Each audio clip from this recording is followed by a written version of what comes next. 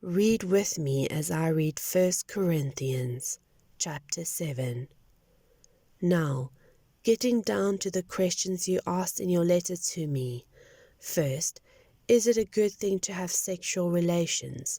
Certainly, but only within a certain context. It's good for a man to have a wife and for a woman to have a husband. Sexual drives are strong, but marriage is strong enough to contain them and provide for a balanced and fulfilling sexual life in a world of sexual disorder. The marriage bed must be a place of mutuality. The husband seeking to satisfy his wife, the wife seeking to satisfy her husband. Marriage is not a place to stand up for your rights. Marriage is a decision to serve the other, whether in bed or out. Abstaining from sex is permissible for a period of time if you both agree to it, and if it's for the purposes of prayer and fasting, but only for such times. Then come back together again.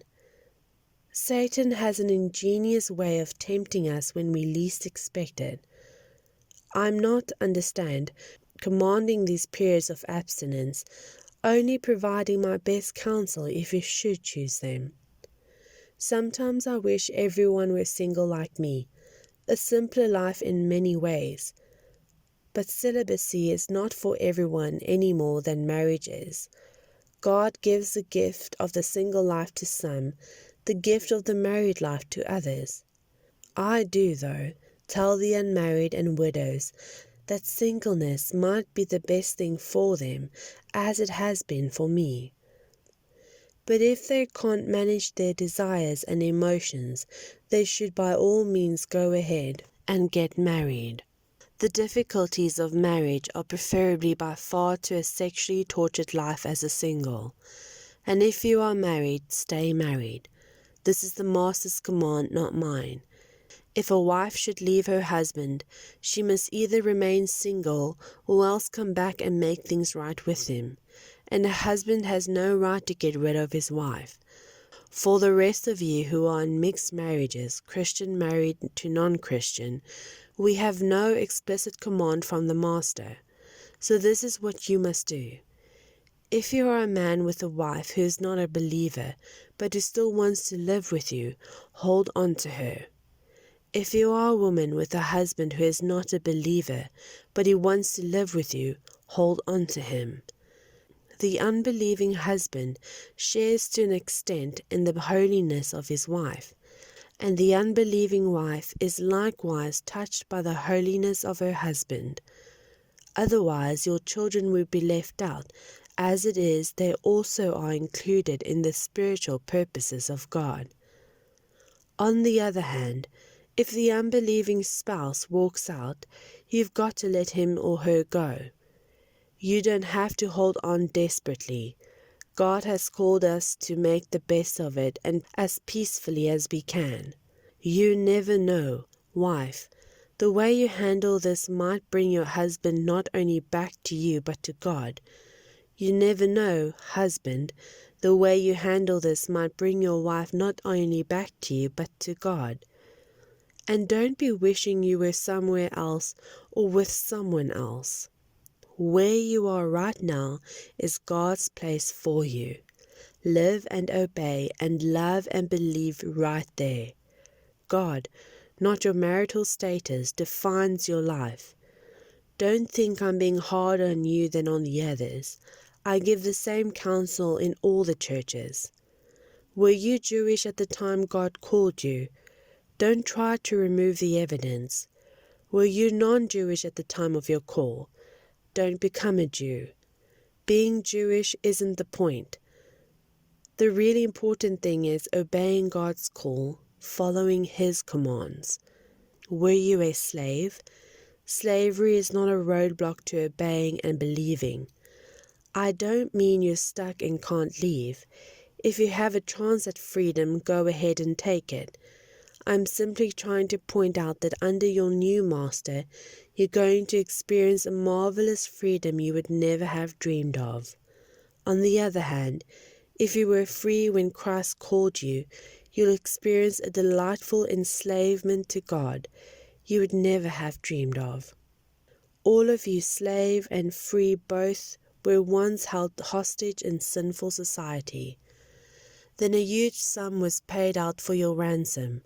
So please don't, out of old habit, slip back into being or doing what everyone else tells you.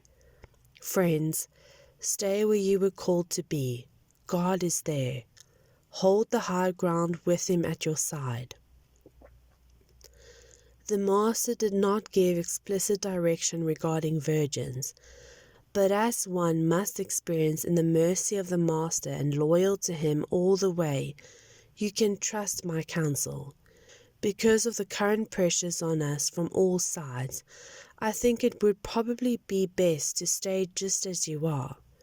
Are you married? Stay married. Are you unmarried? Don't get married. But there's certainly no sin in getting married, whether you're a virgin or not. All I'm saying is that when you marry, you take on additional stress in an already stressful time, and I want to spare you if possible. I do want to point out, friends, that time is of the essence. There is no time to waste, so don't complicate your lives unnecessarily. Keep it simple. In marriage, grief, joy, whatever. Even in ordinary things, your daily routines of shopping and so on, deal as sparingly as possible with the things the world thrusts on you.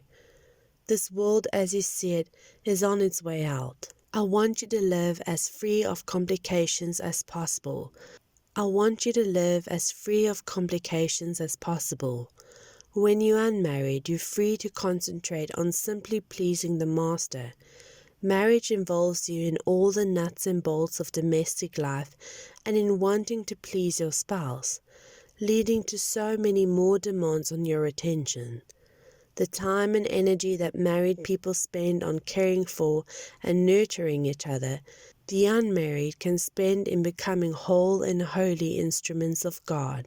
I'm trying to be helpful and make it as easy as possible for you, not make things harder. All I want is for you to be able to develop a way of life in which you can spend plenty of time together with the Master without a lot of distractions. If a man has a woman friend to whom he is loyal, but never intended to marry, having decided to serve God as a single and then changes his mind, deciding he should marry her, he should go ahead and marry. It's no sin. It's not even a step down from celibacy. As some say, on the other hand, if a man is comfortable for his decision for single life in service to God, and it's entirely his own conviction and not imposed on him by others, he ought to stick with it.